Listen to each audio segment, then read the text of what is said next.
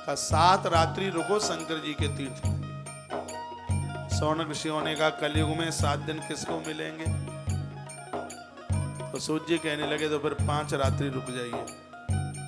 अभी भी टाइम समय ज्यादा है तो त्रंबा शिव पदम लवे। तो फिर 3 रात्रि रुक जाइए। 3 रात्रि के लिए भी समय ना मिले तो 1 रात्रि रुक जाइए। 1 रात्रि के लिए भी समय ना मिले तो यमराज के हाथों से फिर कुटने की तैयारी कर लीजिए। जब 1 रात को भी टाइम नहीं है तो यम के दूतों से कुटाई, पीठ पटा होगी, तैयार हो जाए फिर पिटने के लिए। क्या अद्भुत बात कही गई है। सतयुग में 12 वर्ष तीर्थ में रहने से जो पुण्य प्राप्त होता था, और धीमे सतयुग में 12 वर्ष तीर्थ में रहने से जो पुण्य प्राप्त होता था, कलयुग में सिर्फ 1 रात्रि तीर्थ में वास करने से उतने फल की प्राप्ति हो जाती है। खाली ताली बजा करके खुश मत करो, तीर्थों में जाया करो। ग्रंथ तो यह कहता है कि 50 साल के नीचे हो तो 10.5 महीना घर में, 1.5 महीना तीर्थों में रहो। जो 50 के नीचे वाले, 1.5 महीना तीर्थ उनके लिए। जो 50 के ऊपर वाले हैं, 10 साल गवर्नमेंट ने और बढ़ा दिए हैं तो मैं भी 60 साल करे देता हूं। जो 60 वर्ष के से लेकर के ऊपर वाले हैं उनके लिए 10.5 महीना तीर्थ में और 1.5 महीना घर में। नहीं तो पूरा जीवन ही तीर्थ में निकाल दें। कभी लड़का बच्चा याद करते हैं, ये VIP कोटा है, इसको जरूर भरिए, नहीं तो कल से हम ये बीच में सो खड़वा देंगे। ये कैमरे में खाली जाता है, फिर लगता है महाराज की कथा में लोग नहीं है। अब उनको क्या पता है कि बेचारे पीछे बैठे हुए हैं। या तो इसको भरिएगा और या फिर बीच का जो बॉर्डर है उसको कल से अलग कर दीजिए। ये बीच में खाली जाता है, टीवी में अच्छा नहीं लगता। बोलिए बांके बिहारी लाल की जय हो, श्री हनुमान जी महाराज की जय हो, जय जय श्री राधे श्री राधे श्री राधे। और यहाँ तो सब VIP हैं, ये बाउंड्री क्या करेगी? पीछे वाले बैठे हैं सब VIP हैं, सब फर्स्ट क्लास वाले हैं। भगवान के दरबार में तो 3rd क्लास कोई होता ही नहीं है। राम जी जब अयोध्या में आए वनवास के समय पर, तो जितने लोग उतने ही राम। आगे वालों को भी राम उसी समय दर्शन दे रहे हैं, पीछे वालों को भी उसी समय दर्शन दे रहे हैं। पिछले वाले के हम कितने भाग्यशाली हैं, राम जी ने आगे वालों को छोड़कर और हमें पीछे वालों को सबसे पहले दर्शन दिया। अमित काल प्रकटे होते ही काला। भगवान एक संग सबको मिले। ईश्वर के दरबार में सगरे एक ही है। ये तो एक व्यवस्था के रूप पर ये बाउंड्री सी लगा दी है। कोई ये ना सोचिएगा हम पीछे बैठे हैं तो हम छोटे हो गए। और मेरी निगाह आगे वालों पर तो होती नहीं है, पीछे वालों पर ही ज्यादा होती है। यहाँ से बोलो बांके बिहारी लाल की जय हो, श्री हनुमान जी महाराज की जय हो, जय जय श्री राधे श्री राधे श्री राधे। ये श्लोक जरूर सुन लीजिए। पुण्य क्षेत्र स्थावापि कूपाद्यम पुष्कराणि च शिव गंगा के विज्ञेय शिवस्य वचनम यत्। जब भी आप महादेव के मंदिर में जाएं,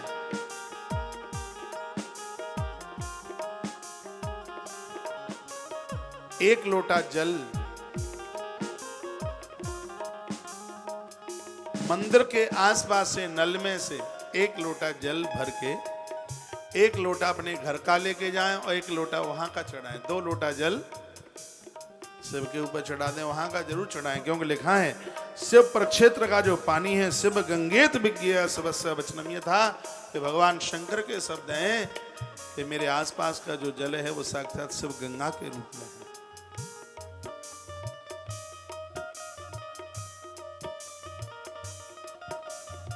ताम्र लोटे में भर करके जल भगवान महादेव को चढ़ाइए, सगरी मनोकामना पूरी होगी। 1 लोटा जल हर समस्या का हल। कहीं दूर की यात्रा आपको करनी है, शिव दर्शन करके जाइए शंकर जी को। जल चढ़ा करके जाइए, शीघ्र यात्रा पूरी होगी, आनंद हो जाएगा। बेलपत्र ऐसे चढ़ाएं, बेलपत्र पामों के नीचे न कुचले। मैंने तो शिवरात्रियों पर देखा है, पुण्य कम अपराध ज्यादा होता है। सोरों से लाते हैं कावड़, मैंने बटेश्वर में देखा, मैंने भी चढ़ाई है पैदल चल के, बटेश्वर में कावड़ चढ़ाई 178 किलोमीटर पैदल चल के। आंखों से देखी हुई बात है, जिन छोटी छोटी वो कंचे की बोतल आती हैं जिसमें गंगा जल भर के लाया जाता है, हर हर महादेव चढ़ाया और वहीं मंदिर में छोड़ दिया। लोगों के पांव फट गए, खून बहता हुआ नंदी की टांगों को अभिषेक करता है। क्या अपराध नहीं तो और क्या है? क्या हमारे धर्म में कुछ बातें हैं ठीक नहीं है? जो महादेव के ऊपर बेलपत्रियां चढ़ाई जा रही हैं उन्हीं को पांवों के द्वारा कुचला जाता है। ऐसा नहीं होना चाहिए। ये शिव बेलपत्री की कितनी बड़ी महिमा है। ग्रंथ के ऊपर चढ़ी हुई बेलपत्री, महादेव के ऊपर चढ़ी हुई बेलपत्री, इसको घर ले जाया जाए गरीबी को खत्म कर देता है बेलपत्री। और वह बेलपत्री पामों के नीचे कुचेली जाती है। यह होना नहीं चाहिए। धूप बत्ती अगरबत्ती ये सब आप यूज करते हैं, उसमें महादेव छाप अगरबत्ती पहले वो सब जलाएंगे और डिब्बी चौकट के बाहर गली में नाली में पटक देंगे। ये मैंने देखा है खुद। ये अपराध है, ऐसा मत कीजिए।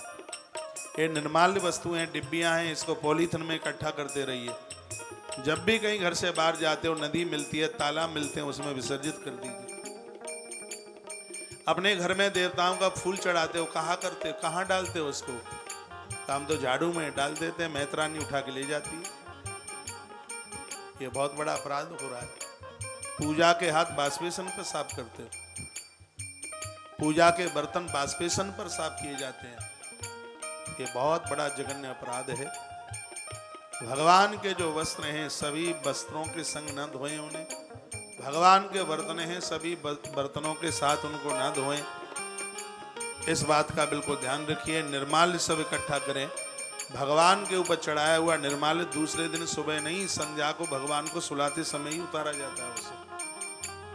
बहुत तो आलसी 100 आलसी गए तब एक एक पैदा हुआ, वही निर्माल्य के ऊपर ही भगवान को लुढ़का देंगे, पर्दा डाल देंगे। चलो अब कल देखेंगे। कल क्यों देखेंगे? सिरादे आज ही उतारिए। निर्माल्य उतारने के तत्पश्चात ही भगवान को शयन कराया जाता है। और उस निर्माल्य को ठीक से एक पॉलीथिन में रखिए। 2, 4, 5 से 7 दिन में जब आप जाते हैं, पत्तियां हैं, बेल पत्तियां हैं, फूल हैं, ये सब निर्माल्य में ही आता है। उसको इकट्ठा कीजिए, फिर उसको नदी में जाकर के उसको प्रवाहित कर दीजिए। वेदांत तो यही है, लेकिन सब ऊट पटांग होता है, वो ठीक नहीं है। तत्र तत्र शिव क्षेत्रम तत्र तत्र निवासिनां मोक्षार्थम कृपया देव क्षेत्रम कल्पितवान प्रभु। वर्णन किया है कि जो जो भगवान के क्षेत्रों में वास करेगा, मृत्यु के समय पर वह मुक्ति को प्राप्त होगा। भगवान भोलेनाथ उसे मुक्ति देंगे। भगवान शंकर अपनी कृपा उसके ऊपर कर देंगे। इसमें बिल्कुल किसी भी प्रकार की संशय वाली बात नहीं है। बोल भक्त वत्सल भगवान की जय हो। श्री हनुमंत बलवंत महाराज की जय हो। आइए 2 पंक्तियां भगवान शिव को समर्पित करते हुए और फिर आज की कथा को और आगे के लिए लेकर के चले। महादेव शंकर हैं जग से निराले, बड़े भोले भाले।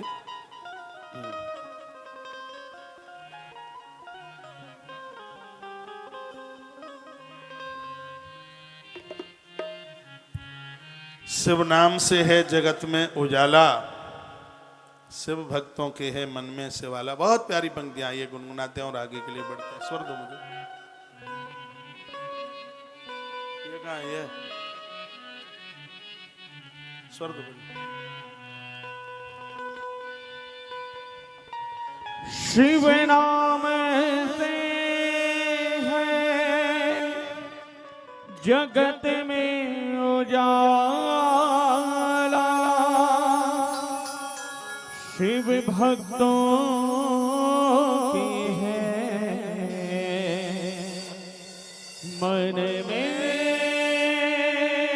शिवाला।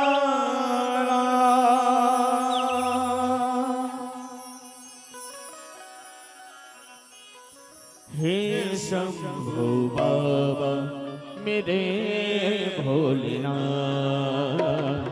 तीनों लोक में तू ही तू। हे शंभो बाबा मेरे भोलेनाथ, तीनों लोक में तू ही तू।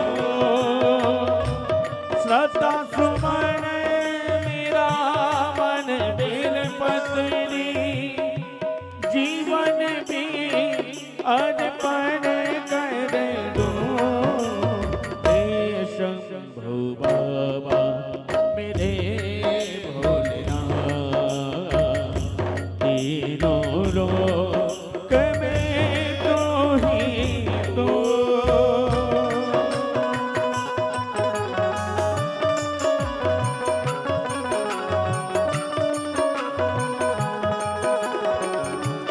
ताली बजाते रहिए।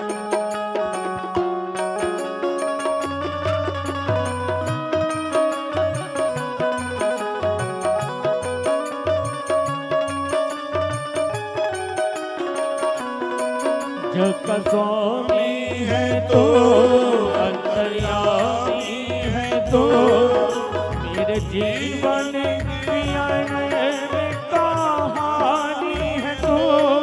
जग का स्वामी है तो अंतर्यामी है तो, मेरे जीवन की अनैतिक कहानी है तो। मेरी शक्ति तेरा पावन है द्वार, तेरी पूजा ही मेरा जीवन आधार। धूल तेरे चरणों की लेकर जीवन को साकार किया। हे शंभो बाबा मेरे भोलेनाथ, तीनों लोक में तू ही तू।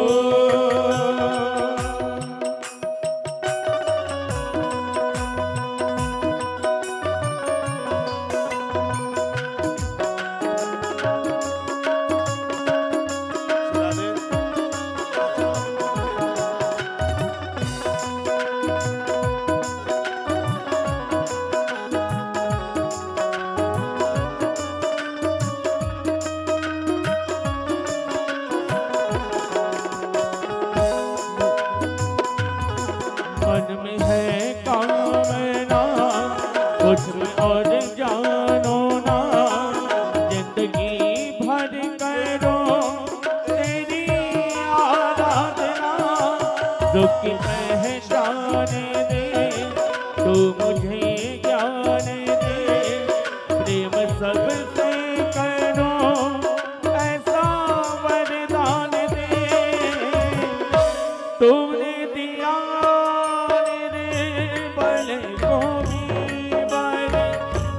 अज्ञानी को ज्ञान दिया। हे शंभो बाबा मेरे भोलेनाथ, तीनों लोक में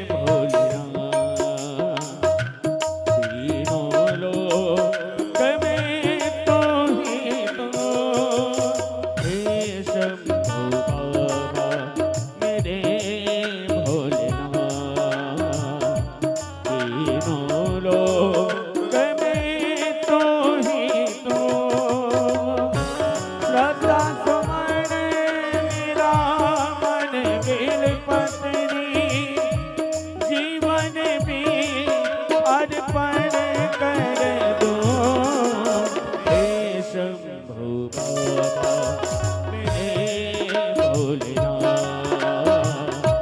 तीनों लोक में तू ही तो, हे शंभु बाबा मेरे भोलेनाथ। तीनों लोक में तू ही तो, भोलेनाथ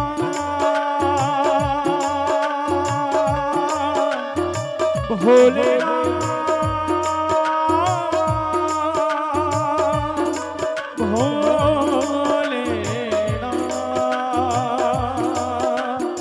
भोलेनाथ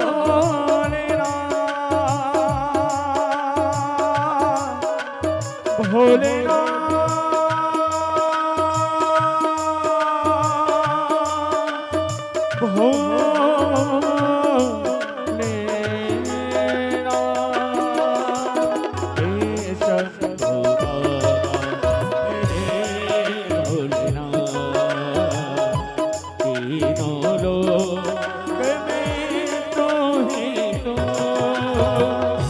श्रद्धा सुमन मेरा मन बेपत्नी, जीवन भी अर्पण कर दूं।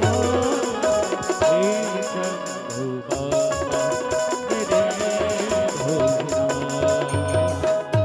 तीनों लोक में तो ही तो, हे शंभु बाबा मेरे भोलेनाथ।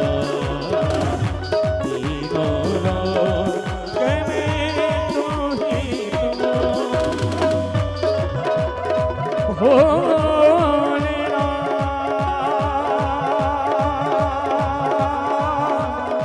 भोलेनाथ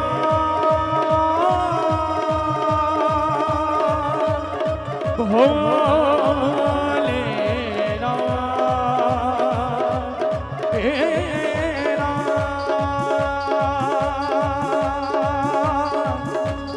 भोलेनाथ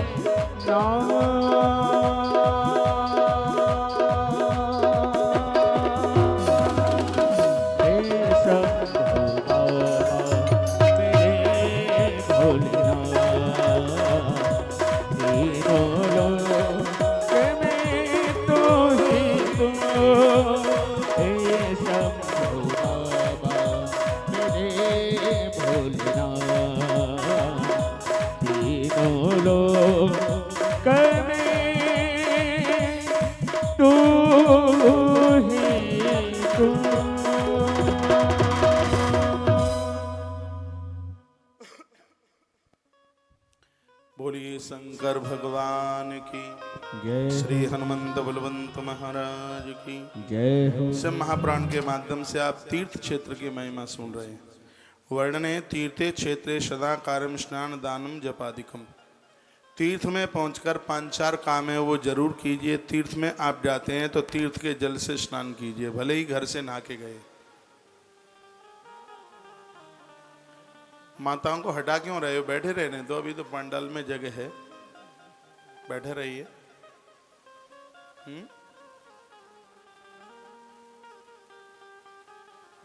अभी काफी जगह है, रास्ते को खाली करके बैठे।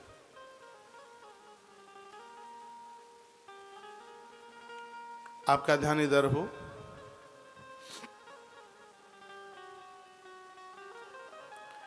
तीर्थ में जाएं तो भले ही घर से स्नान करके गए हैं, वहां यदि नदी है, सरोवर है, तो वहां के नदी सरोवर से स्नान कीजिए, पहली बात।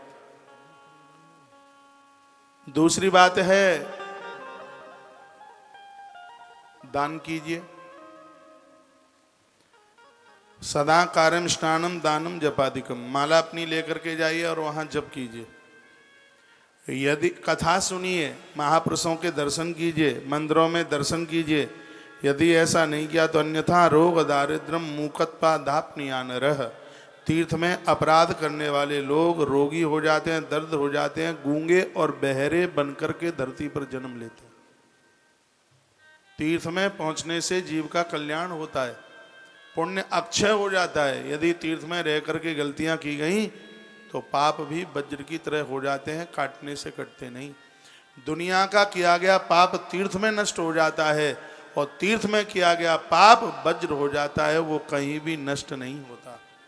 इसलिए तीर्थों में पहुंचकर स्नान, दान, जप, यजन और कथा श्रवण ये होना चाहिए। ये नहीं हुआ तो अन्यथा रोग दारिद्र्य मूकत्वा धापनियानर, फिर तो व्यक्ति धरती पर गूंगा बहरा और दरिद्र बन करके ही पैदा होगा। तीर्थ कल्याण के परम साधन हैं, तीर्थों के द्वारा कल्याण होता है। चरण राम, राम जी ने पूछा हम कहाँ रहें, तो महर्षि वाल्मीकि जी ने कहा था चरण राम तीर्थ चल जाई, राम बसहु तिनके मन माई। जिनके चरण तीर्थ यात्रा के लिए निकलते हैं राम, उनके हृदय में आपका बसेरा होना चाहिए। अभी थोड़ी देर पहले मैं निवेदन कर रहा था, जो 60 के ऊपर के हैं वो 10.5 महीने तीर्थों में निकालें। जिनके घर की जिम्मेवारियां पूरी हो गई हैं वो तीर्थों का आश्रय लें, तीर्थों का सहारा लें। और जिनकी अभी जिम्मेवारियां पूरी नहीं हुई हैं उनके 10.5 महीने घर के लिए और 1.5 महीना तीर्थ, 45 दिन तीर्थ में निकले। माताएं तो बहुत कहते हैं चलो वृंदावन, चलो वृंदावन, लेकिन पुरुष लोग बड़ा बहाना बनाते हैं, अभी टाइम नहीं है, ये काम रुका है, वो काम रुका है। लेकिन कितने भी काम फैला लो, आखिर में काम उसी से चलेगा जिसने ये दुनिया बना करके तैयार की है। आज नहीं तो कल, कल नहीं तो परसों, परसों नहीं तो वर्ष बाद ये बात समझ में जरूर चल के आएगी कि ईश्वर के बिना कभी कल्याण हो ही नहीं सकता। नदियां जहां बहती हैं, साल में एक आध बार जाइए, वहां बसेरा कीजिए। लिखा है सरस्वती नदी पुण्या प्रोक्ता षष्ठी मुखा तथा तत्तीरे वसते प्राज्ञ क्रमांत ब्रह्म पदम लभेत। जो माँ सरस्वती के किनारे पर वास करते हैं, सरस्वती माता को 60 मुख है। यहाँ नदियों के मुख का वर्णन किया है। सरस्वती माता 60 मुख वाली है, और जो माँ सरस्वती के किनारे पर वास करते हैं ऐसे लोगों को ब्रह्म पद की, ब्रह्मलोक की प्राप्ति हो जाती है। माँ सरस्वती जहाँ बहती है, प्रयाग में बहती है, तो प्रयाग में वास करने वाले लोग ब्रह्म पद को प्राप्त होते हैं। वर्णन किया हेमवद गिरजा गंगा पुण्या सतमुखा नदी। हिमालय से प्रकट होने वाली माँ गंगा, जिसके 100 मुख हैं, गंगा जी के 100 मुख हैं। से महापुराण में लिखा है पुण्याम सतमुखा नदी, 100 मुख वाली गंगा जी है। तत्तीरे चैव काश्यादि पुण्य क्षेत्रांग नेकसः। काशी जैसे महातीर्थ इसी गंगा जी के नदी पर बसे हुए हैं। तत्र तीरम प्रशस्तमी मृगे मृग बृहस्पतो। वर्णन किया है कि इस नदी के किनारे पर वास करने वाले लोग सीधे नारायण के भवन में पहुंचते हैं। विष्णु भवनम गच्छति, इसमें किसी भी प्रकार का कोई संशय नहीं है। वर्ष में एक आध बार समय निकालिए, जहाँ माँ भगवती गंगा बह रही है, हरिद्वार में बह रही है, काशी में बह रही है, श्री प्रयाग में बह रही है, जहाँ गंगा बहती है, वर्ष में एक आध बार वहाँ जरूर जाइए। 2, 4, 5 दिन वहाँ रुक के आइए। ये नदियाँ कल्याण कर देंगी। नदियों को दूषित होने से बचाइए। कभी आप तीर्थों में जाते हैं, नाभि के नीचे का जो वस्त्र है वो नदियों में मत धोइए, उसको आप अपने थैले में पॉलीथिन में डाल के लाइए। जहाँ रुके हो उसको वहाँ साफ कीजिए। नाभि के नीचे का वस्त्र, चाहे स्त्री हो चाहे पुरुष, नदियों में न धोएं, नदियों में थूकें नहीं, उसमें किसी भी प्रकार की गंदगी न फैलाएं। ऐसा से महापुराण में भगवान महादेव का आदेश है। शंकर की बात मान लें तो ठीक ही रहेंगे। तो माँ गंगा के अद्भुत प्रभाव का वर्णन किया। उसके तत्पश्चात कहा एक नदी ऐसी है जिसके 24 मुख हैं, और बड़ी अद्भुत नदी है 24 मुख वाली नदी। कौन सी है? चतुर्विंश मुखा पुण्याम नर्मदा च महानदी। मां नर्मदा रेवा मैया 24 मुख हैं। तस्याम स्नान वासेन पदम वैष्णव आपनियात। जो माता नर्मदा में स्नान करता है, बंदन पूजन करता है, वह विष्णु लोक को ही जाके पहुंचता है। इसमें कोई संशय वाली बात नहीं है। ऐसी नदियों में माँ रेवा है, माँ नर्मदा है, जिसकी परिक्रमा लगती है 3 वर्ष 13 महीने 3 दिन में एक परिक्रमा पूरी होती है। पैदल चलते नदियों में सिर्फ एक ऐसी नर्मदा नदी है जो अमरकंटक से निकली है, जहां देवता भी जिसकी परिक्रमा करते हैं। कभी मौका सौभाग्य मिले इस नदी का दर्शन करना। ओमकारेश्वर भगवान माता नर्मदा के ही किनारे पर है। इंदौर से जब आप जाएंगे मां नर्मदा का दर्शन, और वहां भगवान ओमकारेश्वर ममलेश्वर बैठे हुए हैं। 24 मुख वाली मां नर्मदा है। तस्याम स्नान निर्वासेन पदम वैष्णव आपन्यात, इसमें कोई संशय वाली बात नहीं है। मां नर्मदा में स्नान करने वाले, दर्शन करने वाले, परिक्रमा करने वाले माता जी की परिक्रमा जो करते हैं वो साक्षात विष्णु लोक को ही प्राप्त होते हैं, उनकी कभी दुर्गति नहीं होती। तत्पश्चात 12 मुख वाली एक नदी है जिसका नाम है तमसा द्वादश मुखा। इसके 12 मुख हैं मां तमसा। इसकी भी बड़ी महिमा है। देवा दस मुखा नदी एक और है, देवा नदी, जो जम्बू के पास बह रही है। अभी हम जम्बू में कथा कर रहे थे और एक दिन माता देवा नदी के किनारे पर पहुंचना हुआ, जहां भगवान उमापति बैठे हुए हैं, भगवान महादेव, भगवान शंकर बैठे हैं। कभी वैष्णो माता के दर्शन करने को आप जाएं तो जम्बू में माता देवा नदी के जरूर दर्शन करके आइएगा। श्री महापुराण में इसकी महिमा का वर्णन किया गया है। देवा नदी 10 मुख वाली नदी है और जो भी कोई इसका वंदन करते हैं, प्रणाम करते हैं, भगवान शंकर उन लोगों को अपने हृदय में स्थान दे देते हैं। देवा नदी की इतनी बड़ी महिमा है।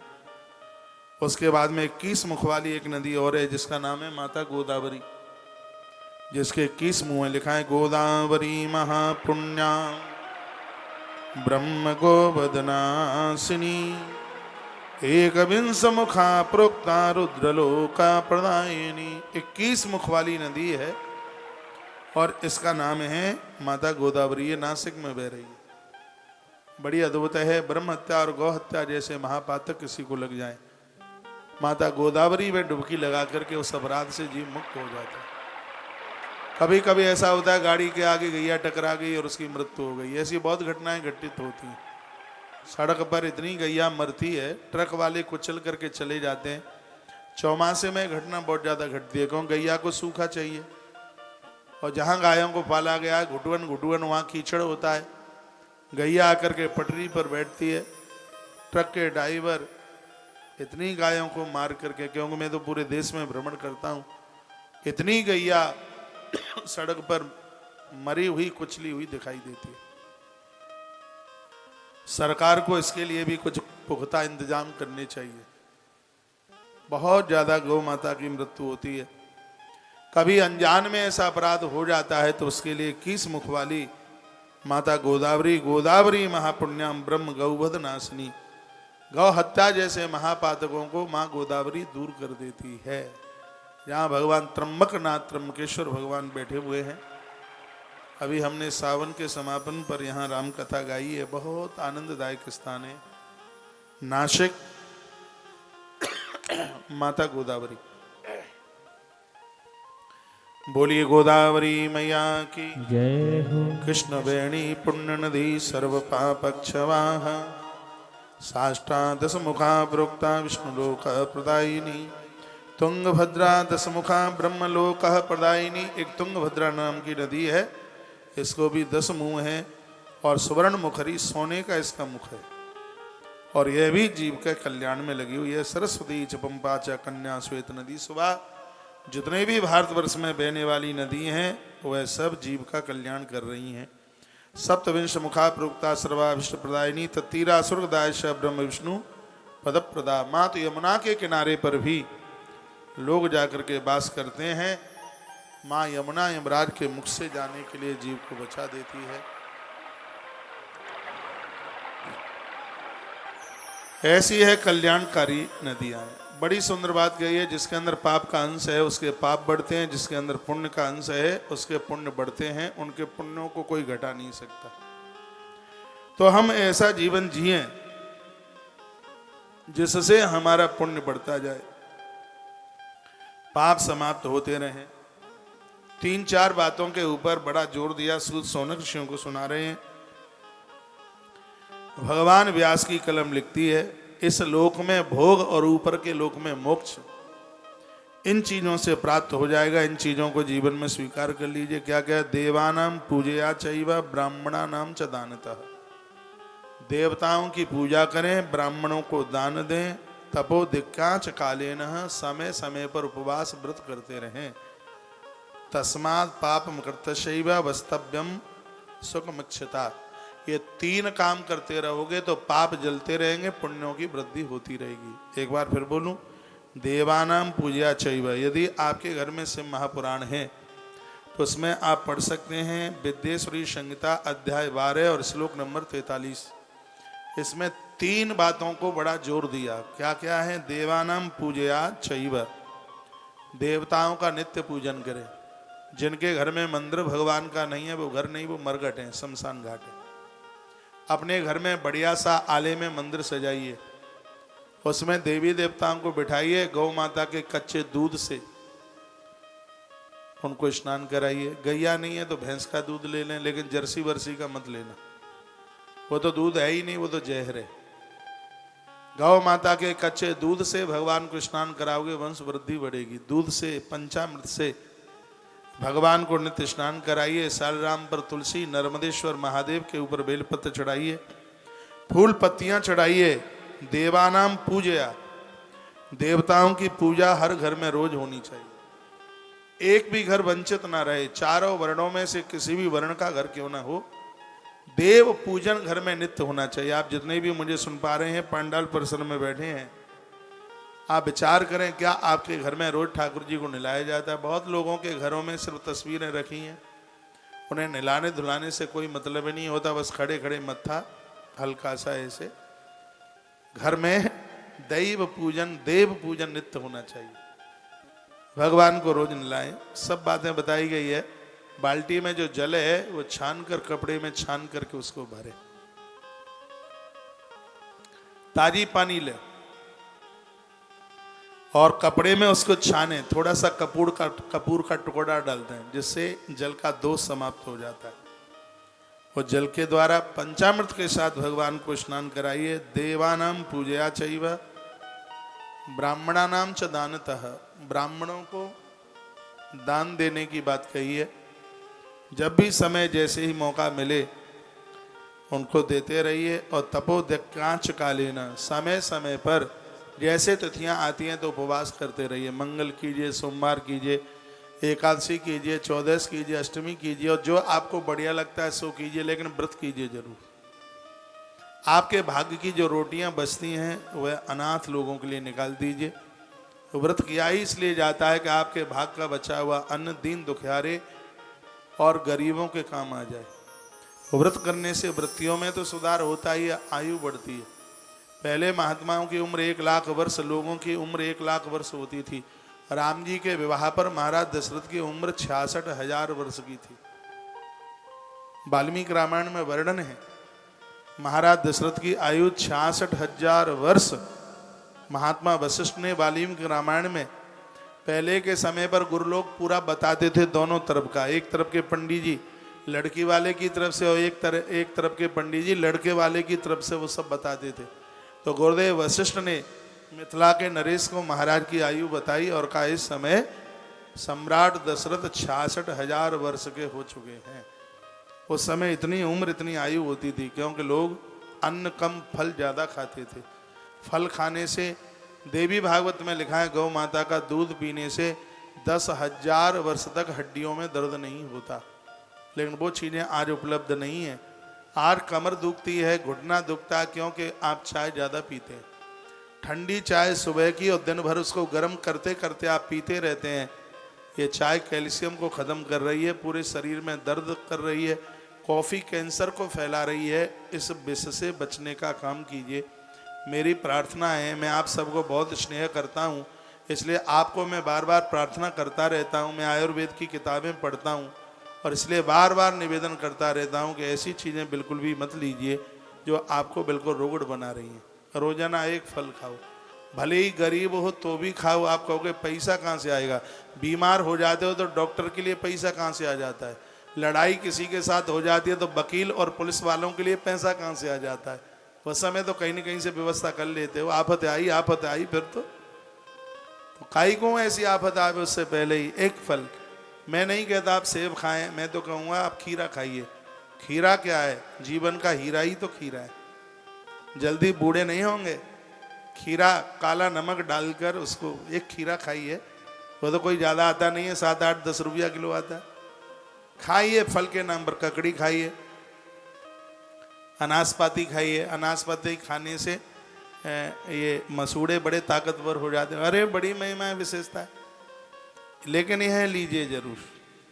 बहुत लोगों को इतनी बादी होती है कि उनके ये फूले ही रहते हैं, छाले पड़ जाते हैं, कभी ये सूजन आ जाती है। तो एक उपाय मैं आपको बता रहा हूँ। केले में अंदर से बीच की 2 खांप कीजिए और उसमें इलायची रखिए। इलायची निकाल करके उसके दाने, काले दाने हैं, वो केले के अंदर उसको भर दें और धागे से केले को बंद कर दें और किसी बर्तन में रख करके उसको और ऐसे बंद कर दें कि भाप उसके अंदर ही बनी रहे। केला अंदर बना रहेगा भाप के द्वारा, और अंदर की जो उसके अंदर जो इलायची है, फिर उस इलायची को निकाल करके खाइए। जब तक धरती पर जिंदे रहोगे तब तक आपके मुंह में छाले नहीं होंगे। मेरे जीवन में कभी मेरे मुंह में छाले नहीं होते, क्योंकि ये सब मैं करता रहता हूं। फल खाने से उम्र बढ़ती है, आयु बढ़ती है। फ्री के तो फल सब खा लेते हैं, कभी खरीद के भी खाइए। हाँ? फ्री का चंदन घिसमोर नंदन, यह स्वास्थ्य के लिए बहुत ही ज्यादा लाभदायक है, बहुत ज्यादा विशेष है। देवानाम पूजया चैव ब्राह्मणानाम च दानतः। देवताओं का पूजन, ब्राह्मणों को दान और समय समय पर उपवास व्रत, ये 3 चीजें हैं। तस्मात् पापम कृत्यैव वसंतम सुखमिच्छता। ये तीनों चीजें संपूर्ण पापों को जलाकर धरती पर लोगों को सुख और मरने के बाद मोक्ष प्रदानित कर देती हैं। ऐसा भगवान महादेव का शब्द, भगवान शंकर कह रहे हैं। एक बात मुझे इस ग्रंथ की बड़ी अच्छी लगी है। मानसम च तथा पापम तादृशम नाशे ध्वजा। जप करने से मानसिक पाप समाप्त होता है, व्रत करने से वाचिक पाप समाप्त होता है, और भगवान की पूजा करने से, दान पुण्य करने से कायिक पाप है वो समाप्त होता है। आप समझ नहीं रहे। मानसम च तथा पापम तादृशम नाशे ध्वजा। एक मानसिक पाप हो जाता है, मन से किसी के लिए बुरा सोच ले तो उसको मानसिक पाप कहते हैं। जप करने से ये मानसिक पाप समाप्त हो जाता है। एक वाचिक पाप होता है, वाणी से किसी को गाली गलौज कर दी, कुछ को किसी को उल्टा पुल्टा कह दिया, इससे पाप लगता है। जो आप व्रत करते हैं इससे वाचिक पाप है समाप्त हो जाता है। एक शरीर से पाप होता है जिसको कायिक पाप कहते हैं, जो शरीर से हुआ है। और ये शरीर से जो पाप हुआ है, जब तक शरीर से सत्कर्म नहीं करोगे तब तक वो कटेगा नहीं। तो शरीर से अपराध हुआ है, उसको समाप्त करने के लिए आपको शरीर से सत्कर्म करने की जरूरत पड़ेगी। शिव महापुराण तो बड़ा अद्भुत ग्रंथ है। इसको ठीक से समझ करके हृदय में उतार लिया जाए तो व्यक्ति पापों से मुक्त हो जाएगा, उसके द्वारा अपराध होगा ही नहीं। तस्मात् पापम कर्तव्य वसंतम सुखमिच्छता। यदि ऐसा कर लिया तो यह लोक में सुख और मरने के बाद मोक्ष जीव को प्राप्त हो जाता।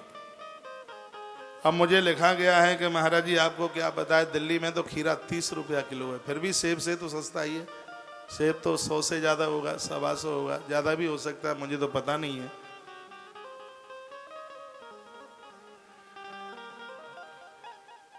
अब मैं तो ज्यादा खाता नहीं हूं, क्यों? जजमानों का होता है सेब।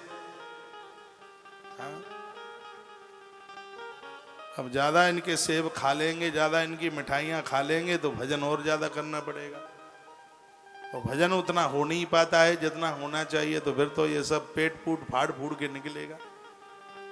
इसलिए हम तो ज्यादा, बहुत ज्यादा बचने की बहुत कोशिश करते हैं, बहुत ज्यादा।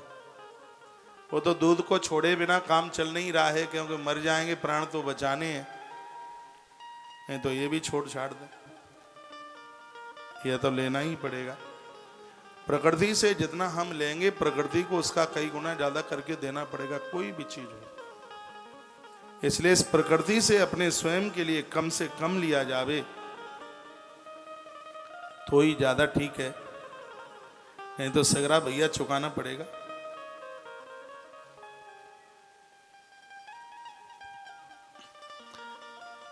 भैया श्रोताओं को भी दिखा दो एक आध बार, है? एक बंदा नहीं दिखता है, कोई टिकेगा यार? मेरे पास मैसेज आया तब बोला हूं। बोलिए बांके बिहारी लाल की जय हो। श्री हनुमान जी महाराज की जय हो। जय जय श्री राधे जय जय श्री राधे श्री राधे। तो इस प्रकार से ये तीन बातें जीवन में कभी भी मत भूलना। देवताओं का नित्य पूजन, ब्राह्मणों को दान और समय समय पर उपवास व्रत। शिवरात्रि आवे, रामनवमी आवे, दुर्गाष्टमी आवे, बुधाष्टमी शायद अब के बार आ रही है, कल बुधाष्टमी हो सकती है, बुधाष्टमी ही होगी मुझे लग रहा है।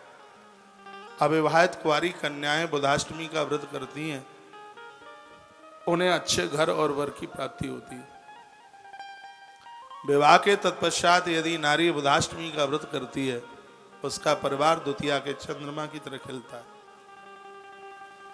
बुधवार को पड़ने वाली अष्टमी बहुत ज्यादा विशेष होती है, कल शायद बुधाष्टमी है। बोलो भक्तवत्सल भगवान की जय हो। तो तीर्थ महिमा का वर्णन स्वयं भगवान महादेव के मुख से ब्रह्मा और विष्णु को श्रोता बना करके बताया जा रहा है। सूत सौनक ऋषियों को सुना रहे हैं कथा। श्री प्रयाग में भी यह कथा आनंद ले रही है। सूत सौनकादिक ऋषि नेमिष में भी कथा का आनंद हो रहा है।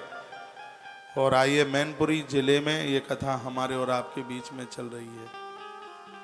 भागवत जी की कथाएं बहुत आप सुनते रहते हैं, लेकिन एक शास्त्रीय परंपरा के अनुसार जो आप ये कथा सुन रहे हैं अद्भुत है। तत्पश्चात सदाचार का वर्णन किया, कैसे जगें कैसे सोएं, ये सब वर्णन है से महापुराण में। ऋषि ऋषियों ने कहा सदाचारम श्रावयासूये लोका जयेत बुधा धर्मा धर्मयान ब्रूहि स्वर्ग नारकदास्तदा।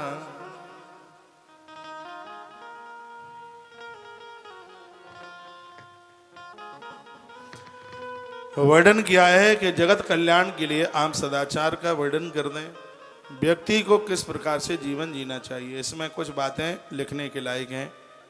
वर्णन किया है सर्वायु स प्राची मुख चिंतित देव पूर्वकान। लिख लें, जो प्रातः पूर्व दिशा की तरफ जागते हैं तो ऐसे लोगों की उम्र बढ़ जाती है। आपके घर में चारपाई किधर बिछी है, बिस्तरा किधर बिछा है, वो आप देख लें। और ये लिखने लायक बात है, इसमें लिखा है सर्वायुष प्राचीन मुख।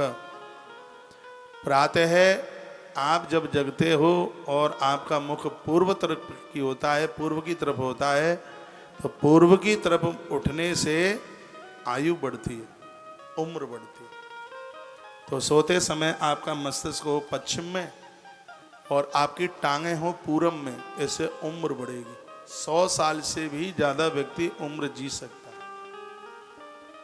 पूर्व की तरफ मुख करके यदि आप बिस्तर छोड़ते हैं तो उससे उम्र बढ़ती है, उससे आयु बढ़ती है, ऐसा लिखा है। वर्णन किया धर्मानर्ताच तत्पश्चात लिखा आयुर्द्वेष मरणम पापम भाग्यम तथैव च व्याधि पुष्टि तथा शक्ति प्रातरुत्थाय दग फलम। प्रातः के उठने पर इतनी चीजें मिल जाती हैं। पूर्व में मुख करके जागोगे तो उम्र बढ़ेगी। और पूरब और दक्षिण के बीच में एक कोना है जिसको कहते हैं अग्नि कोण। इधर की तरफ मुंह करके आप जगोगे, इधर की तरफ टांग करके सोओगे तो घर में झगड़े हो जाएंगे, द्वेष हो जाएगा, भाई भाई अलग हो जाएंगे, पति पत्नी में भी नहीं बनेगी, बाप बेटे में भी नहीं बनेगी। जैसे मान लिया ये पूरब है, ये उत्तर है और ये दक्षिण है, ये पश्चिम है। इधर को मुंह करके पूर्व की तरफ मुंह करके जागेंगे तो उम्र बढ़ेगी। इधर कोने में मुख करके जागेंगे तो इससे परिवार में द्वेष बढ़ जाएगा, कलह बढ़ जाएगा, झगड़े बढ़ जाएंगे। इसलिए कभी भी अग्नि कोण में पाम करके कभी नहीं सोइएगा। फिर लिखा है, क्या लिखा है, दक्षिणे मरणम, ये लिखा है इसमें स्पष्ट उसका अर्थ निकल रहा है कि दक्षिण में पाम करके सोओगे कब मौत हो जाए आश्चर्य मत करना। दक्षिण की तरफ मुख करके जो सोते हैं उनकी आयु क्षीण होती है, मृत्यु आके घंटा बजाती है। कहीं एक आध दिन के लिए गए हैं वो बात अलग है, लेकिन नित्य लग करके कभी भी स्त्री पुरुष बच्चे बूढ़ों को कभी भी दक्षिण की तरफ पाम करके नहीं सोना चाहिए, क्योंकि वर्णन किया गया दक्षिणे मरणम पापम भाग्यम तथैव च। दक्षिण की तरफ पाम करके सोएंगे तो उससे उम्र का ह्रास होगा, मृत्यु नजदीक आएगी। और नैऋत्य में, नैऋत्य कोण में, नैऋत्य होता है दक्षिण और पश्चिम का कोना, दक्षिण और पश्चिम के कोने में पाम करके यदि सोएंगे तो व्यक्ति से बहुत बड़ा पाप हो जाएगा, कोई न कोई अपराध हो जाएगा, दुष्चरित्र हो जाएगा। ऐसा से महापुराण में वर्णन है और ये बड़ी थ्योरी है, बड़ा सिद्धांत है, इसको झुटलाया नहीं जा सकता।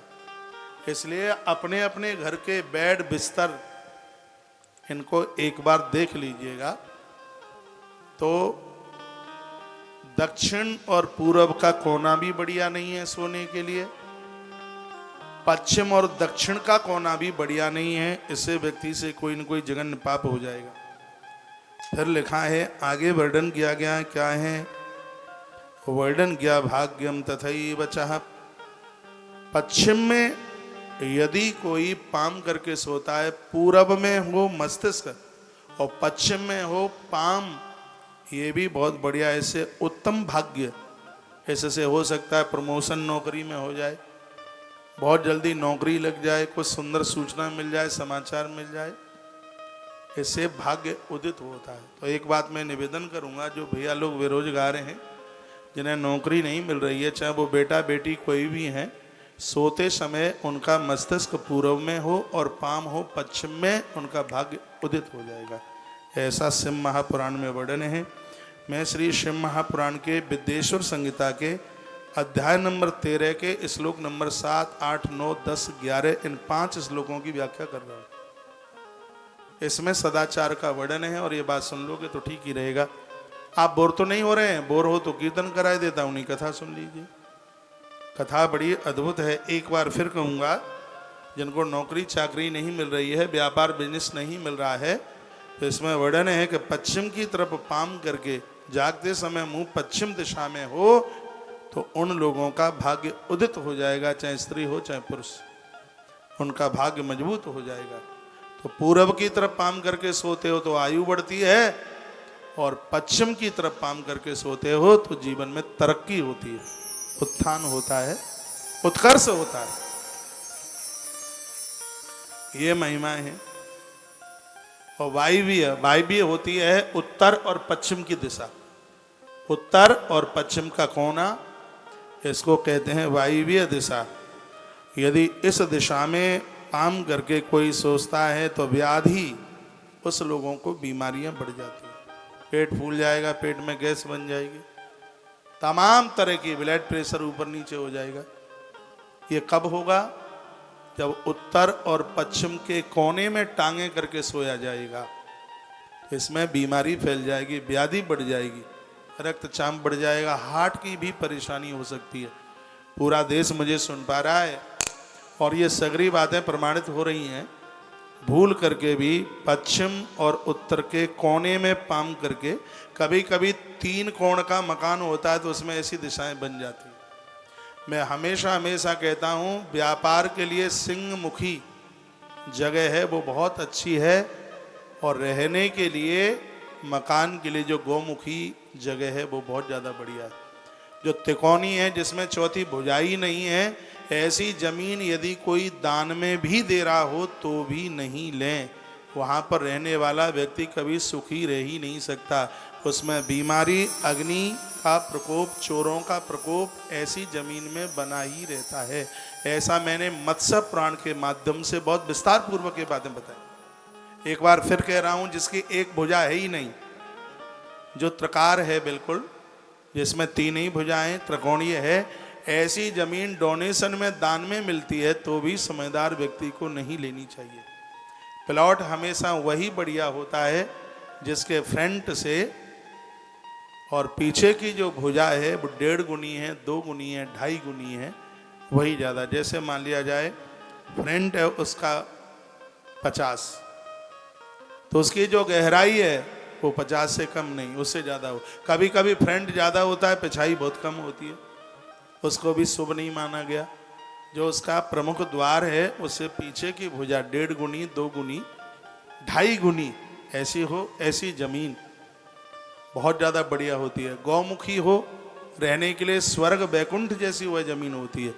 व्यापार वाणिज्य के लिए जो सिंहमुखी जमीन है, किसी फैक्ट्री के लिए, व्यापार के लिए, दुकान के लिए, ऑफिस के लिए सिंहमुखी, और रहने के लिए गौमुखी बहुत ज़्यादा बढ़िया होती है। आइए मैं प्रसंग में लेकर के आपको आ रहा हूँ। इसमें वर्णन किया गया है, बताया गया है व्याधि। व्याधि बीमारी हो जाएगी यदि वायव्य में, वायव्य कोण में पाम करके सोएंगे तो। उत्तर दिशा की तरफ पाम करके सोओगे, दक्षिण में हो मस्तिष्क और उत्तर में हो पाम, तो इससे पुष्टि, सिंगल फ्रेम के लोग होंगे वो भी मजबूत हो जाएंगे, शरीर हृष्ट पुष्ट होगा, सुंदर होगा, सुंदरता बढ़ती है इससे, चेहरे पर दमक आती है। बेटियों के लिए बहुत बढ़िया दिशा है ये दक्षिण की तरफ, अविवाहित कन्या है, इससे उनका सौंदर्य बढ़ता है, उनकी सुंदरता बढ़ती है। दक्षिण की तरफ हो मस्तिष्क और उत्तर की तरफ हो पाम, इस दिशा में सोया जाए तो शरीर हृष्ट पुष्ट होता है, पौष्टिकता बढ़ती है, सौंदर्य बढ़ता है। स्त्री पुरुष कोई भी हो उसके लिए ये उत्तर की दिशा की तरफ पाम करना बड़ा शुभ है। और ईशान की तरफ यानी उत्तर और पूरब, इसके कोने को कहते हैं ईशान। लिखा है कि इधर पाम करने से शक्ति बढ़ती है, विद्युता आती है, विद्वानता आती है, शक्ति, शरीर में शक्ति आती है। फौजी लोग, मिलिट्री वाले लोग, राजा लोग, वैज्ञानिक लोग, जो विचारक लोग हैं, जो शरीर से भी शक्ति और माथे की भी जो शक्ति लगाते हैं, उनके लिए दिशा बहुत बढ़िया है। ईशान कोण की तरफ पाम करके सोएं। लिखाएं व्याधि पुष्टि तथा शक्ति प्रातरुत्थाय दिक्फलम। ये दिशाएं, 8 दिशाएं अपना अपना फल देती। एक बार फिर मैं जल्दी जल्दी रिपीट कर देता हूँ। पूरब में पाम करके सोओगे तो आयु बढ़ेगी, अग्नि कोण में पाम करके सोओगे तो परिवार से द्वेष हो जाएगा, दक्षिण में पाम करके सोओगे तो मौत भी हो सकती है, नैऋत्य में पाम करके सोओगे तो पाप लग जाएगा, पश्चिम में पाम करके सोओगे तो उत्तम भाग्य, और वायव्य कोण में पाम करके सोओगे तो रोग, उत्तर में पाम करके सोओगे तो पुष्टि, और ईशान कोण में पाम करके सोओगे तो शक्ति मिलेगी। ये 8 दिशाओं का इतना इतना बड़ा प्रभाव है अपने आप में। कुछ बातें और कई। निशांत्यायामेषा गेयामर्थम संधिरुच्यते तत्कालित समुत्थाय बिण्मूते विसृजेत ध्वजः। वर्णन किया गया है कि भोर में 3 से 4:30 बजे जब आप बिस्तरा छोड़ते हैं, सूर्य उदित से ही पहले बिस्तर छोड़ें।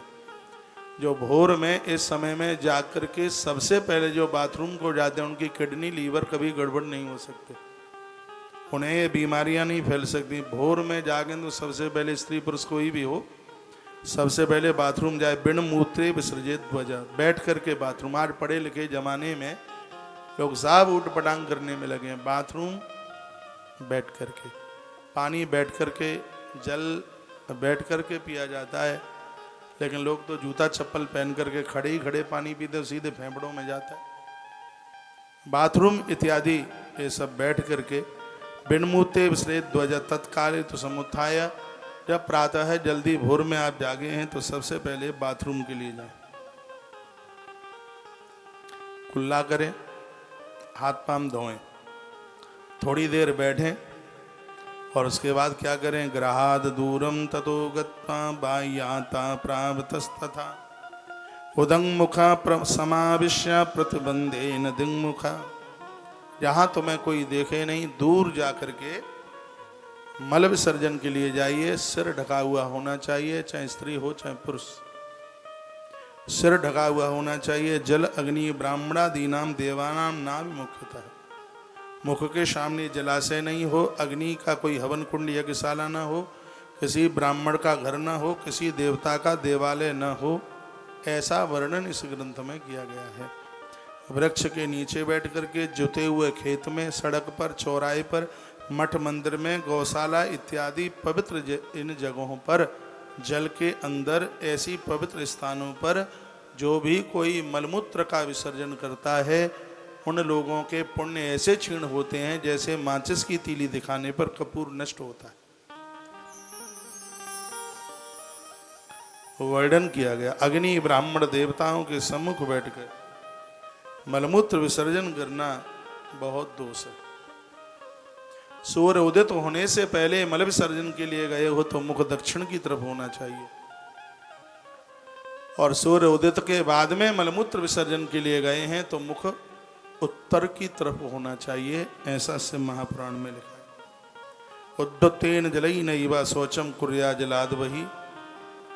उसके तत्पश्चात 7 बार कुल्ला करने की बात कही। हाथ में मिट्टी लगा करके हाथों को साफ किया जाए। जल देवान नमस्कृत्य, स्नान के बाद स्नान करें तो जल के देवता को वंदन प्रणाम करें, वरुण देवता को प्रणाम करें।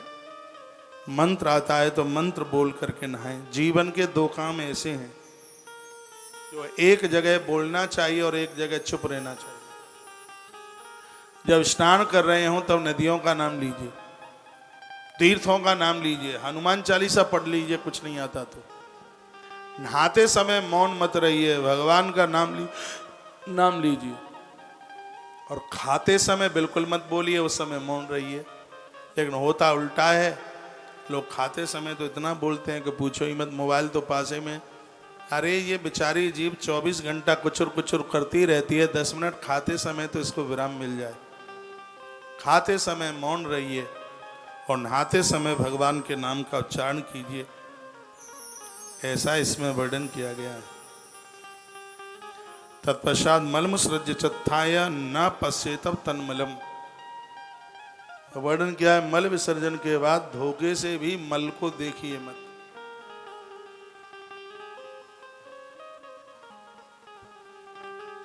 इसमें भी पुण्य क्षीण है, स्पष्ट लिखा है ना वो तो। मल मुसृज्य चौथाया न पश्ये चैव तन्मलम। मल विसर्जन तत्पश्चात भूल करके भी मल को देखा न जाए। उद्वतेन जलई नैव शौचम कुर्या जलाद वही। नदियों के जल से कभी भी शौच शुद्धि ना करे, जल लेकर के जाए। आजकल तो वो बोतलें भर के लेके जाते हैं, इसमें भी धातु के पात्र का वर्णन किया। अथवा दे पितृषि तीर्थावतरणम बिना सप्तवा पंचवा तिस्रो। 3 बार 5 बार 7 बार मिट्टी लगाएं। वर्णन है, साबुन के द्वारा हाथ साफ हो सकते हैं लेकिन शुद्ध नहीं हो सकते। हाथों की शुद्धि तो मिट्टी के ही द्वारा होगी। वर्णन है, जल देवता को वंदन प्रणाम करें। धौत वस्त्रम समादाय पंचकंचेन धारयत। मैंने आज ही बोला है आपको कि पवित्र नदियों में वस्त्रों को न धोएं। नद्याद तीर्थ स्नान रेतु स्नान वस्त्रम न शोधयेत। बापी कूप ग्रहादो तुष्णान दूरोम न बुध। शिलादारवाद के बापी जले बापी स्ले पिबा संशोध पीड़ते वस्त्रम पितृणाम तृप्त ते ध्वजा। वर्णन क्या है, जब आप कपड़ा धोते हो और कपड़ा धोने के बाद जब वस्त्र को आप निचोड़ते हो, इसको वस्त्र उत्पीड़न कहते हैं। पुरखों को इससे बड़ी तृप्ति मिलती है। आप स्नान के बाद में जब पानी टपकता रहता है केसों से, इससे भी पुरखों को बड़ी तृप्ति होती है। लेकिन नहाने के बाद तौलिया इतनी जोर से रगड़ते हैं कि आधे से ज्यादा तो खोपड़ियां गंजी हो गई। थोड़ा रूखापन नहीं, केस गीले होने चाहिए, 1 आध घंटे तक गीले हों केस। बातें तो सब लिखी हैं, नहाने से पहले केसों में तेल लगाएं, उसके बाद में स्नान करें। जीवन में बाल दो मुखी नहीं होंगे, टूट टाट करके नीचे नहीं गिरेंगे। आज तो बालों के साथ ऐसा लगता है 7 जन्म का कोई बैर लिया जा रहा है। बाल भी एक सौंदर्य है, सुंदरता है बाल। केस सबरी माँ बहुत अच्छी लगती थी, बताते हैं ग्रंथों में। क्यों अच्छी लगती थी? इसलिए अच्छी लगती थी क्योंकि सबरी मैया की चोटी इतनी लंबी, जब चलती थी मैया तो धरती पर उसकी चोटी छू लेती थी। और माताओं की चोटियां लंबी चोटी, ये बड़े सौभाग्य और शुभता का प्रतीक है। उस माता सबरी की बात कर रहा हूं जो बेचारी पढ़ी लिखी नहीं थी, ना देव अर्चन जानती थी, ना देव पूजा जानती थी, ना ग्रंथों के मंत्र जानती थी। बस गुरुजी ने उससे जो कहा उसने वही अपने हृदय में धारण कर लिया। एक सेवा और एक भगवान की कथा। साधु महात्मा बोलते थे, पीछे जाकर पेड़ों के पीछे छिप के बैठ जाती थी सबरी और कथा सुनती थी और बस झाड़ू लगाती रहती थी पूरे दिन। बस इसी में राम उसके यहाँ आ गए, और कुछ नहीं था उसके पास। सेवा का प्रभाव, झाड़ू लगाया करो घरों में। सिर्फ झाड़ू लगाते लगाते सबरी माता ने राम को प्राप्त कर लिया। कुछ भी नहीं बेचारी से आता था, वो कुछ जानती ही नहीं थी, उसको कुछ पता ही नहीं था। उसको इस कार्य में उसे ABCD नहीं पता कुछ भी।